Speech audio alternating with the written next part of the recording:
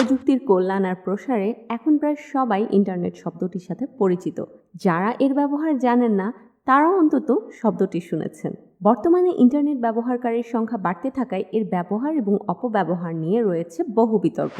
কেউ মনে করে থাকেন যে ইন্টারনেটের কারণে সমাজের ক্ষতিই বেশি হচ্ছে, আবার কেউ কেউ শুধুমাত্র এর উপকারের কথাই তুলে ধরেন আর অপকারিতার কথা ভুলে যান। আসলে প্রত্যেকটা জিনিসেরই কিন্তু দুটি বিপরীত দিক থাকে, এর উপকারিতাও থাকে আবার অপকারিতাও থাকে। একদিকে যেমন ইন্টারনেট কাজের গতিকে বেগবান করেছে, আমাদের জীবনকে সহজ করেছে, ঠিক তেমনিভাবে তৈরি করছে নানা রকম অসুবিধা। আর ইন্টারনেটের আসক্তি এখন এতটা বেড়ে গেছে যে কেউ চাইলেও এটা থেকে বের হতে পারছে না। এছাড়া ইন্টারনেট ব্যবহার করে অনেক ধরনের অপরাধমূলক কর্মকাণ্ড বেড়ে চলেছে, যা আমাদের তরুণ সমাজকে ধ্বংসের পথে নিয়ে যাচ্ছে। ইন্টারনেট ব্যবহারের ঝুঁকির বিষয়গুলো না জানার কারণে অনেকেই আজকাল নানা সমস্যার সম্মুখীন হচ্ছেন। তাই ইন্টারনেট আমাদের জীবনে কী ধরনের ক্ষতিকর প্রভাব ফেলছে এবং এই ক্ষেত্রে আমাদের কী করণীয়, এগুলো নিয়ে আমাদের আজকের ভিডিও। বিস্তারিত জানার জন্য শেষ পর্যন্ত সাথে থাকুন। নাম্বার 1, ইন্টারনেটে নেই ব্যক্তিগত তথ্যের নিরাপত্তা। সত্যি বলতে আজকের দিনে মানুষের ব্যক্তিগত তথ্য হচ্ছে সবচেয়ে মূল্যবান।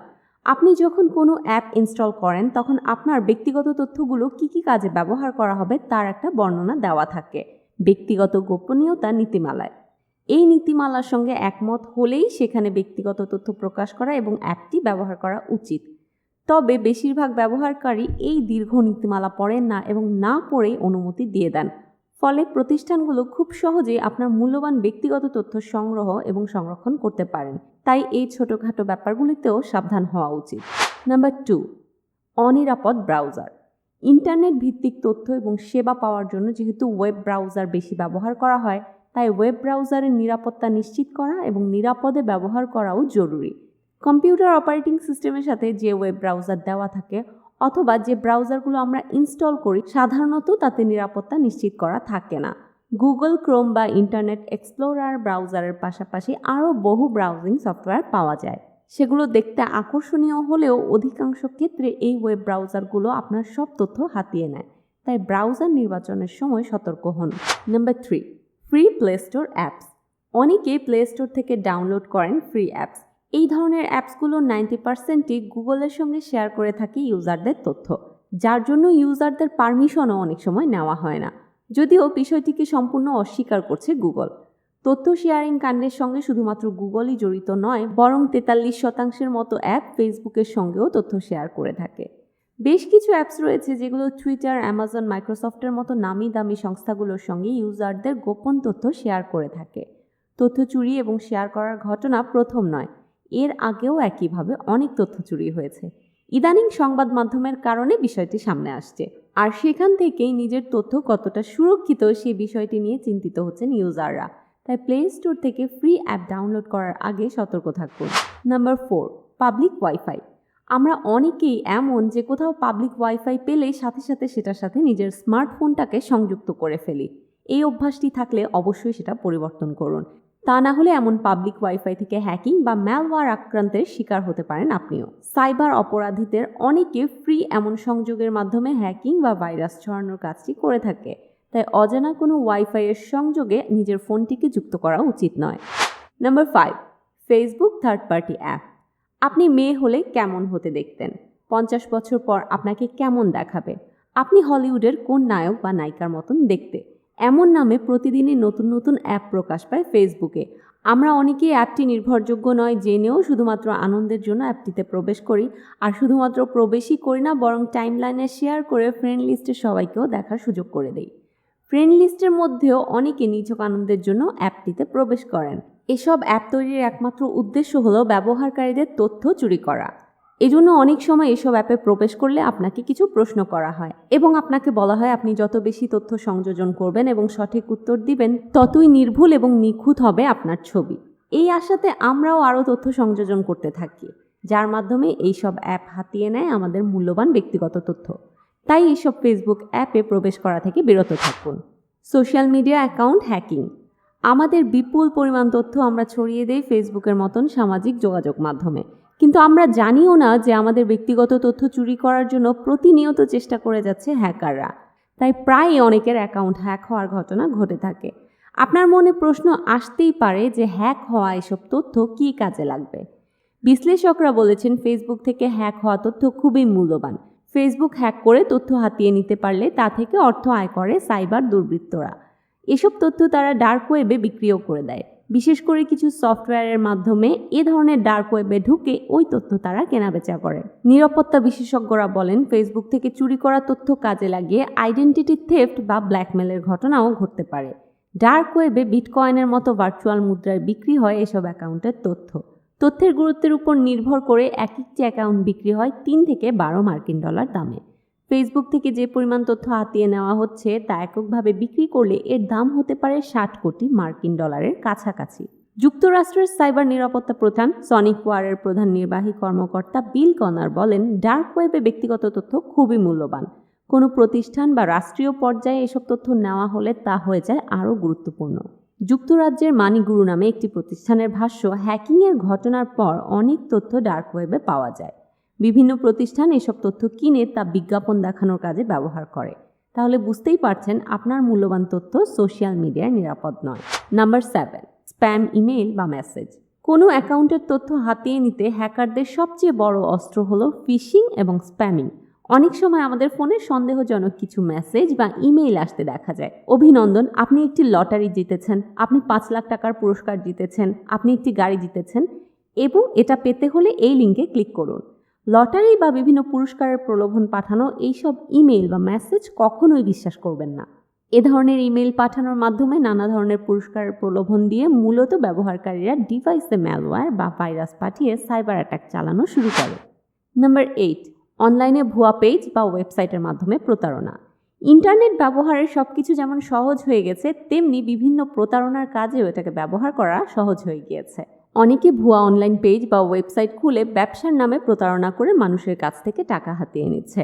অনেক মানুষ না বুঝে এসব প্রতারকের খপ্পরে পড়ে নিজের ক্ষতি করেন। কাজেই অনলাইন কেনাকাটার সময় সবকিছু যাচাই করে কেনা উচিত এবং সঠিক পণ্যটি হাতে পাওয়ার পরই মূল্য পরিশোধ করুন।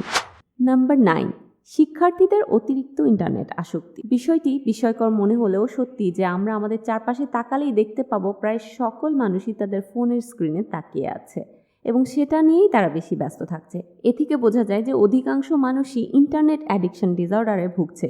এটা এমন একটা ব্যাধি যেটা প্রথমে শনাক্ত করা একটু কঠিন, তবে কিছু লক্ষণ দেখলে বোঝা যায় যে ইন্টারনেট আসক্তিটা একটা ভয়াবহ পর্যায়ে চলে গেছে।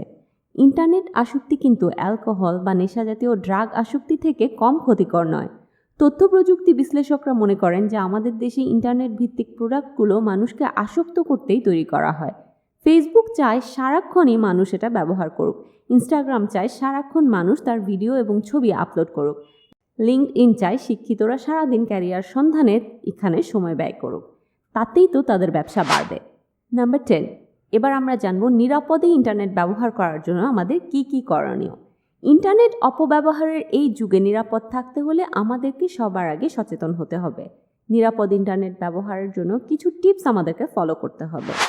1, নিজের ব্যক্তিগত তথ্যকে নিরাপদ রাখতে অপরিচিত ওয়েবসাইট এবং অ্যাপস না ব্যবহার করাই ভালো। 2, সোশ্যাল মিডিয়ায় বন্ধু নির্বাচনে সচেতন হতে হবে। কারো বিষয়ে ভালো করে জানা না থাকলে তাকে ফ্রেন্ড লিস্টে না রাখাই ভালো। 3, কম্পিউটার, মোবাইল, ইমেল এবং সোশ্যাল মিডিয়া সাইটের জন্য শক্তিশালী পাসওয়ার্ড ব্যবহার করতে হবে। 4, প্রয়োজন শেষ হলে অবশ্যই ফোনের ব্লুটুথ এবং জিপিএস ফিচারটি বন্ধ রাখতে হবে, না হলে এর মাধ্যমে ব্যবহারকারীদের অবস্থান অপরিচিত ব্যক্তিদের কাছে প্রকাশ হয়ে যায়। 5, নিরাপদ ইন্টারনেট ব্যবহারের জন্য অবশ্যই কম্পিউটার এবং ফোনে অ্যান্টিভাইরাস সফটওয়্যার ব্যবহার করতে হবে। 6, সব অ্যাকাউন্টে একই পাসওয়ার্ড ব্যবহার না করে প্রত্যেকটা অ্যাকাউন্টের জন্য আলাদা আলাদা পাসওয়ার্ড ব্যবহার করুন। এতে সাইবার অপরাধীদের পাসওয়ার্ড চুরি ঠেকতে সাহায্য হয়।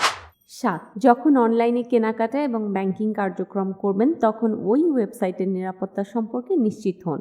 যদি সন্দেহজনক মনে হয় তাহলে লেনদেন না করাই ভালো। 8, তথ্য শেয়ারের ব্যাপারে ওয়েবসাইট এবং আপনার ডিজিটাল ডিভাইসের প্রাইভেসি সেটিংগুলো ভালোভাবে সেট করুন। কার সঙ্গে কোন তথ্য আপনি শেয়ার করছেন সেটার জন্য প্রাইভেট সেটিংই যথেষ্ট। 9, আপনার সাথে সংশ্লিষ্ট নয় এমন কোনো ধরনের লিঙ্কে ক্লিক না করাই ভালো, কারণ এসব লিঙ্কের আড়ালেও লুকিয়ে থাকতে পারে ফিশিং বা স্প্যামিং। 10, আপনি বিভিন্ন সাইট বা অ্যাপসে যেসব পাসওয়ার্ড ব্যবহার করেন তা ট্র্যাক করতে এবং সুরক্ষিত রাখতে পাসওয়ার্ড ম্যানেজার ব্যবহার করুন। 11, অনেক সময় ডকুমেন্ট পিডিএফ এর মাধ্যমে অত্যাধুনিক ফিশিং আক্রমণ করা হয়, তাই কিছু ডাউনলোড করার আগে ক্রোম বা গুগল ড্রাইভ দিয়ে ফাইলটি খুলে যাচাই করে তারপর ডাউনলোড করুন। 12. পাবলিক ওয়াইফাই বা সাইবার ক্যাফেতে ইন্টারনেট ব্যবহারের সময় অবশ্যই ভার্চুয়াল প্রাইভেট নেটওয়ার্ক বা ভিপিএন ব্যবহার করতে হবে। ভিপিএনে ব্যবহারকারীদের তথ্যে কোডযুক্ত বা এনক্রিপ্ট করে বিনিময় হওয়ায় সেগুলো সহজে সংগ্রহ করতে পারে না সাইবার অপরাধীরা। 13. ইন্টারনেট আসক্তি থেকে মুক্ত থাকতে হলে নিজের ডেইলি রুটিন পরিবর্তন করে সেখানে ইন্টারনেট ব্যবহারের মাত্রাটা কমাতে হবে। এক্ষেত্রে বিশেষ করে শিক্ষার্থীদেরকে বেশি সচেতন হতে হবে। তাদেরকে পড়াশোনা এবং বিভিন্ন স্কিল শেখার জন্য পর্যাপ্ত সময় বের করতে হবে এবং শুধুমাত্র প্রয়োজনেই ইন্টারনেট ব্যবহার করতে হবে। শিশুদের জন্য নিরাপদ ইন্টারনেট। আধুনিক যুগে একটা শিশুকে ইন্টারনেট থেকে দূরে রাখা মুশকিল।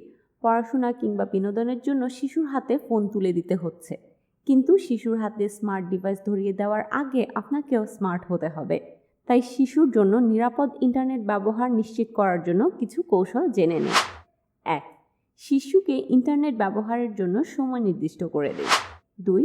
নিয়মিত ব্রাউজার হিস্ট্রি চেক করুন। 3. পাসওয়ার্ড আপনার কাছেই রাখুন। 4. অনলাইনে কার সাথে যোগাযোগ রাখছে, কী কাজ করছে তা জানার চেষ্টা করুন। 5. সন্তানদের সাথে বন্ধুত্বপূর্ণ সম্পর্ক রাখুন এবং ইন্টারনেটের বিপদগুলো সম্পর্কে তাদেরকে সচেতন করুন। আপনি নিজে সচেতন না হলে আপনার পক্ষে সেফলি ইন্টারনেট ব্যবহার করা সম্ভব না, কারণ মানুষ ইন্টারনেটে যত ধরনের অপরাধের ভুক্তভোগী হয় তা অধিকাংশই নিজের গাফিলতির কারণেই হয়। তাই সবার আগে নিজেকে সচেতন হতে হবে আর সময়ের সাথে তাল মিলিয়ে চলার চেষ্টা করতে হবে। ইন্টারনেটে দিন দিন অপরাধ বাড়ছে, আবার এর সমাধানও রয়েছে। এজন্য আপনাকেও সময়ের সাথে তাল মিলিয়ে এসব নিরাপত্তার তথ্যগুলো জানতে হবে এবং বুঝতে হবে। ভিডিওটি ভালো লাগলে অবশ্যই লাইক করবেন, কমেন্ট করবেন এবং আপনার বন্ধু আর পরিবারের সাথে শেয়ার করবেন, যাতে তারাও নিরাপদ ইন্টারনেট ব্যবহারের বিষয় জানতে পারে এবং সচেতন থাকতে পারে। জীবনের জন্য গুরুত্বপূর্ণ টিপস এবং নতুন সব তথ্য জানতে চাইলে আমাদের চ্যানেলটিকে সাবস্ক্রাইব করে বেল আইকনটি প্রেস করে রাখবেন। ধন্যবাদ।